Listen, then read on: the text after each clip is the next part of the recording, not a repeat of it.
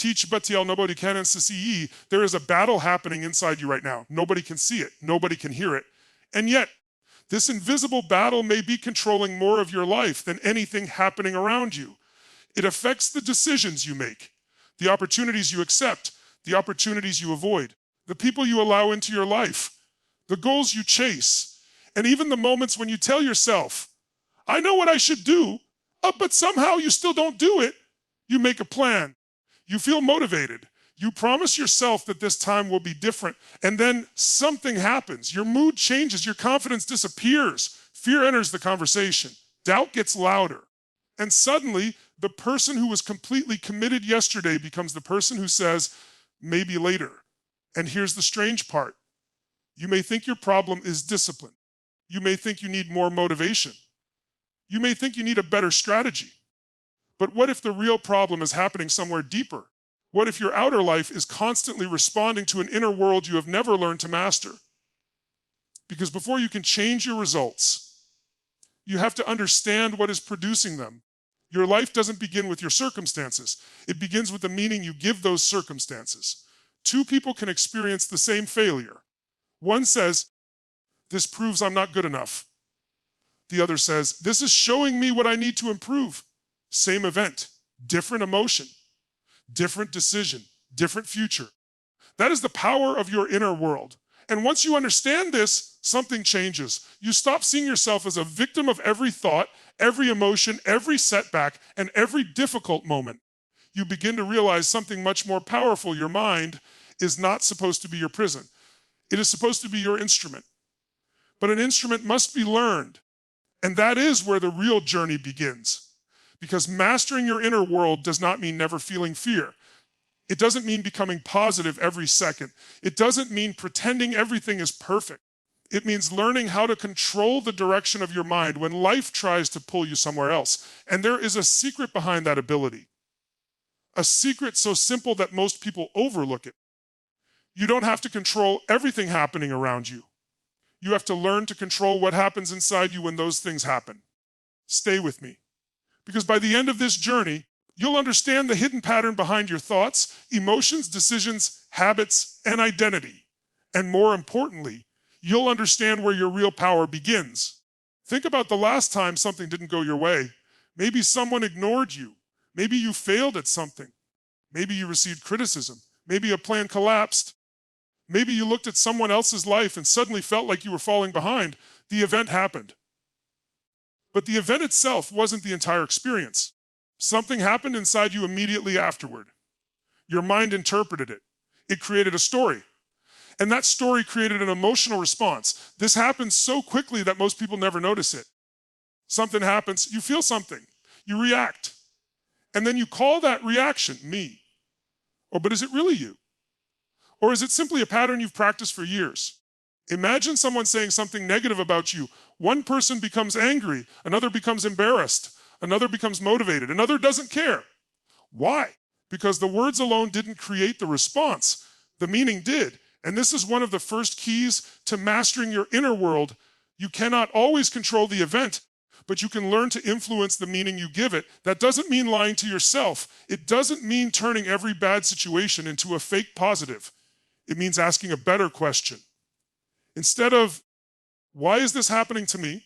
And ask, what can this teach me? Instead of, why am I always failing? Ask, what is this failure showing me? Instead of, what's wrong with me? Ask, what needs to change? The quality of your questions shapes the quality of your thinking. And the quality of your thinking shapes the quality of your decisions. This is why your inner world matters so much. Your thoughts are not harmless background noise. They influence what you notice, what you believe, what you attempt, and what you eventually become. Have you ever noticed how different you feel when you're exhausted compared with when you're energized? When you're confident, challenges look different. When you're afraid, the same challenge suddenly looks enormous. When you're calm, you think clearly. When you're overwhelmed, even a small problem can feel impossible. The situation may not have changed. Your internal state changed. And that changed what you believed was possible. This is why mastering your inner world begins with mastering your state. Your emotional state influences your perception. Your perception influences your decisions. Your decisions influence your actions, and your actions eventually become your results. Think about that chain. State, gate, perception, A, decision, action, result. Most people try to change the final step. They look at their results and say, I need better results. But they rarely go backward. They don't ask, what state am I making decisions from? Because a person making decisions from fear will build a different life than a person making decisions from courage. A person making decisions from insecurity will choose differently than someone operating from self-respect. A person making decisions from desperation will accept things that a person operating from clarity would never accept. So the question isn't simply, what do I want? The deeper question is, who am I being while I pursue it? That question changes everything. Because sometimes the goal isn't the problem. The identity you're bringing to the goal is. You may want success, but fear what success might demand from you. You may want change, but secretly feel safer with the familiar. You may want confidence, but continue rehearsing every reason you should doubt yourself.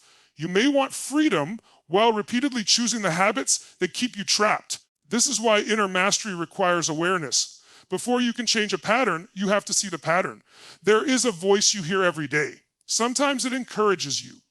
Sometimes it criticizes you. Sometimes it predicts failure before you even begin. Sometimes it reminds you of something embarrassing from years ago. Sometimes it tells you that everyone else is ahead. And sometimes it sounds so familiar that you mistake it for truth. But here's something you need to understand. A thought appearing in your mind does not automatically make it true. Read that again mentally. A thought is not a command. A thought is not a prophecy. A thought is not your identity. It is an event occurring inside your mind, and you can learn to observe it. Imagine your mind as a room. Thoughts enter. Some are useful. Some are useless. Some are based on reality. Some are based on fear. Some are old beliefs repeating themselves. But you don't have to give every thought a microphone. You can choose which ones deserve your attention. This is one of the greatest shifts you can make. Instead of saying, I am a failure, say, I am having the thought that I failed. Instead of, I can't do this, ask, what specifically makes me believe I can't? Instead of, everyone is judging me, ask, do I actually know that, or am I predicting it? You create space between yourself and the thought, and inside that space, you regain choice. That space is powerful, because without it, thought becomes emotion. Emotion becomes reaction. Reaction becomes behavior. And behavior becomes a pattern. But when awareness enters the process, the pattern can change. Your past can teach you. But it can also become a script. Something happened years ago. You experienced disappointment. You were criticized. You made a mistake. You were rejected. You struggled. And eventually your brain created a conclusion. I'm not good at this. People can't be trusted. I shouldn't take risks. I always mess things up. I need everyone to approve of me. At some point, the original event becomes less important than the belief you built from it. And then you start living according to the belief. This is how the past can quietly become the architect of the future. Not because the past controls you magically, but because the meaning you continue giving the past influences what you do today. You don't need to erase your past. You don't need to pretend it never happened. You need to stop allowing yesterday to make every decision for tomorrow. Ask yourself, what belief did I create from that experience? And then ask, is that belief still serving me? Maybe it protected you once. But protection and growth are not always the same thing.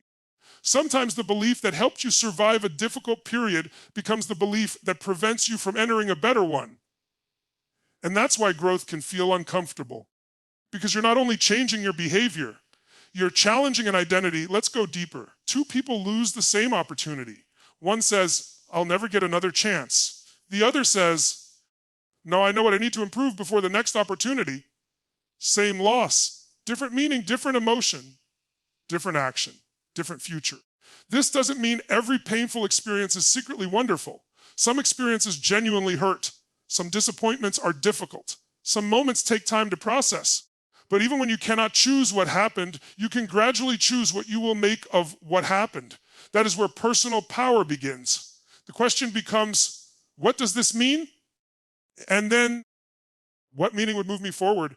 Note, what meaning sounds nicest? But what meaning gives me strength, clarity, and responsibility?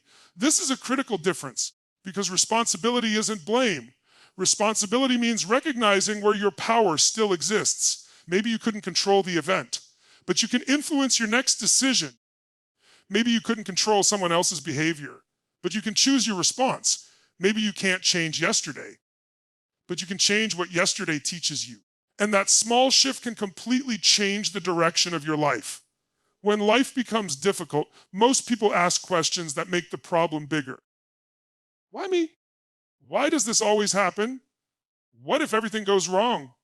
What will people think? And notice what these questions do. They send your attention toward fear. So instead, train yourself to ask better questions. Question 1, what am I focusing on right now? Because attention is a form of energy. Whatever you repeatedly focus on becomes mentally larger. If you constantly focus on what is missing, lack becomes louder. If you constantly focus on what you can control, possibility becomes louder. Question 2, what does the situation require from me? Not, why is this happening? What is required of me now? That moves you from victimhood toward action. Question 3, what is the next useful decision? Not the perfect decision. Not the decision that guarantees success. The next useful decision. Because your future is rarely changed by one enormous moment. It is changed by repeated decisions. One conversation, one habit, one boundary, one attempt, one morning, one choice. Again and again, until your life begins to reflect those choices. Many people think they choose their emotional states, but often their emotional states have become automatic. Something happens. They react the same way. The same trigger creates the same emotion. The same emotion creates the same behavior. The same behavior creates the same result. And eventually they say, that's just who I am, but what if it isn't? What if it's simply what you've practiced? Think about anger. Maybe frustration appears. You immediately react. Then you regret what you said. Or think about anxiety. You imagine something going wrong. Your body reacts as if it is already happening. Then you avoid the situation. The avoidance gives you temporary relief. And because you felt relief, your brain learns avoiding this works. So next time, avoidance becomes easier. This is how patterns become stronger. The solution isn't to hate yourself for having them. The solution is awareness. Catch the pattern earlier.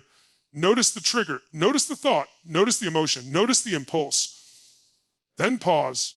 That pause may look insignificant, but it creates something extremely valuable. Choice 2-2-8, th power of tt plus ps. Imagine someone says something that normally triggers you. Your old pattern says, react. But instead of you breathe, you wait, you observe, and you ask, what response would serve me best? That tiny moment can change everything. Because emotional maturity isn't the absence of emotion. It's the ability to experience emotion without automatically surrendering your behavior to it. You can feel fear and still act. You can feel frustration and still communicate. You can feel disappointment and still continue. You can feel uncertainty and still take the next step. Courage isn't always feeling powerful. Sometimes courage is moving forward while your mind is still telling you to retreat. And every time you do that, you teach yourself something new. You teach your brain, I can handle this. I can choose. I can respond differently. I don't have to repeat the old pattern. That is how inner strength is built. Not through one motivational speech, through repetition. Now we reach something deeper. Your behavior often follows your identity. If you believe I am someone who always gives up, you will find reasons to quit. If you believe I am someone who keeps learning, a failure becomes information. If you believe I am someone who respects my commitments, you behave differently when motivation disappears. This is why saying I want to become disciplined is weaker than asking, what would a disciplined person do next? The second question moves identity into action. Your identity is reinforced by evidence. Every time you keep a promise to yourself, you create evidence. Every time you take the difficult step instead of the easy escape, you create evidence. Every time you recover from a setback, you create evidence. And eventually the evidence becomes belief. You don't need to convince yourself you're unstoppable. You need to repeatedly show yourself that you can act even when things are difficult. That is real confidence. Confidence isn't, I know everything will work. Confidence is, I trust myself to respond when things don't go according to plan. That is a completely different kind of strength. Motivation feels powerful, but motivation changes. Some mornings you wake up inspired. Other mornings you don't. Some days everything feels possible. Other days even starting feels difficult. If your progress depends entirely on how motivated you feel, your progress will always be unstable. Instead, build systems that continue working when motivation disappears. Create a small commitment, something you can repeat, because consistency builds identity, and identity builds momentum. You don't need to transform your entire life tonight. You need to make one decision that proves you're becoming the person you want to be. Then repeat it tomorrow, and the next day, and the next. Small actions may look insignificant while you're doing them, but repeated actions are never insignificant. A single choice is a moment. A repeated choice becomes a habit. A habit becomes part of your identity, and identity influences your future. Here's what nobody tells you about change. The moment you decide to become different, your old patterns don't immediately disappear. You may have a powerful day. Then suddenly you return to the old behavior. You may feel disappointed. You may think, see, nothing changed. But that is the moment when many people quit. Don't. One difficult day does not erase your progress. A setback does not automatically return you to the beginning. The important question isn't, did I fall back into the old pattern? The important question is, how quickly did I notice, and what did I do next? Mastery isn't perfection. Mastery is recovery. The stronger you become internally, the faster you recognize when you're drifting, you catch yourself, you reset, you continue again and again and again. You cannot completely separate your mind from your environment. What you watch repeatedly affects what you think about. What you hear repeatedly affects what feels normal. Who you spend time with can influence what you believe is possible. The conversations you repeatedly participate in can shape your emotional baseline. This doesn't mean you need to reject everyone who thinks differently. It means you need to become intentional. Ask, what am I feeding my mind every day? Because your mind is constantly receiving information, and eventually repeated information becomes familiar. Familiarity can become belief. Belief can become expectation. Expectation can influence behavior. So protect your attention, not because the world is dangerous, but because your attention is valuable. You don't have unlimited mental energy. Spend it intentionally. One of the fastest ways to lose your peace is trying to control things that were never yours to control. Other people's opinions, other people's choices, the past, unexpected events, every possible future outcome. You can spend your entire life fighting reality. Or you can ask God, what is actually within my control? Your effort, your preparation, your communication, your choices, your response, your next action. This doesn't mean you become passive. Quite the opposite. You become more powerful because you stop wasting energy on what you cannot command. You put your energy where it can create movement. That is emotional strength, not controlling everything. Knowing where your responsibility begins, there comes a moment in personal growth when you stop waiting for your life to change before you change. You stop saying, when things get easier, I'll start. When I feel confident, I'll act. When I have more time, I'll begin. When everything is perfect, I'll move. Because perfection is a moving target. There will always be another obstacle, another uncertainty, another reason to wait. And eventually you realize the perfect moment isn't coming. The moment is this one. Not because everything is ready, but because your decision can happen before your circumstances are perfect. This is where power returns. You stop asking, what do I need to feel before I act? And start asking, what action creates the person I want to become? That question changes your life. So let's bring everything together. When something happens, pause. Notice the event. Notice your interpretation. Notice your emotional reaction. Then ask, what am I making this mean? Next, what part of this can I influence? Then what response would move me toward the person I want to become? And finally, what is the next action? Not 10 actions, not the entire 5-year plan. The next action, because clarity often comes after movement. You don't always think your way into confidence. Sometimes you act your way into it. You don't always think your way into courage. Sometimes you practice courage. You don't always think your way into discipline. Sometimes you keep one small promise, and then another, and another. Now here's the secret underneath everything we've discussed. Mastering your inner world is not about controlling every thought. It's about deciding which thoughts deserve your obedience. It is not about never experiencing negative emotions. It's about refusing to let every emotion dictate your behavior. It is not about eliminating uncertainty. It's about learning to move while uncertainty exists. It is not about becoming perfect. It's about becoming more intentional. And it is not about controlling life. It's about becoming the kind of person who can meet life with strength, because life will test you. There will be moments you didn't expect. Plans will change. People will disappoint you. Opportunities will disappear. You will make mistakes. You will have days when your confidence feels low. And during those moments, your greatest advantage won't be having a perfect life. It will be having a trained inner world, a mind that can pause, a mind that can question, a mind that can redirect, a mind that can choose. That is the real freedom. From this point forward, stop measuring yourself only by outcomes. Measure yourself by your responses. Did you keep your word? Did you act with courage? Did you learn? Did you recover? Did you respond instead of react? Did you choose the difficult right thing over the comfortable easy thing? Because every one of those moments is shaping you. Your life isn't only being built by the huge decisions. It's being built in the quiet moments nobody sees. The moment you decide to stop scrolling and begin. The moment you choose patience instead of reaction. The moment you admit you were wrong. The moment you try again. The moment you refuse to let one failure define you. Those moments matter. They are votes for the person you are becoming. Imagine waking up tomorrow. Nothing outside you has magically changed. Same world, same responsibilities, same uncertainties. But something inside you is different. You notice your thoughts instead of automatically believing them. You question the stories that weaken you. You focus on what you can influence. You stop waiting for motivation. You take one useful action. You keep one promise to yourself, then another. And slowly your relationship with yourself begins to change. You trust yourself more, not because life became easier, but because you became more capable of meeting it. That is what inner mastery really means. You don't become powerful because nothing can hurt you. You become powerful because difficult moments no longer get to decide who you become.